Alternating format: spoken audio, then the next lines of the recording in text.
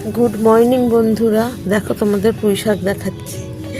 গতবার ছিল আমার 3টে টবে পুঁই শাক, এবার কত টব, 1টা 2টো 3টে 4টে 5টা 6টা 7টা 8টা 9টা পুঁই শাক। দেখো কি সুন্দর পুঁই পিটুলিগুলো হয়েছে সব টবে। ভালো লাগে না পুঁই পিটুলি খেতে? দেখো এগুলো আবার পেকে যাবে, কি সুন্দর সব হয়ে রয়েছে।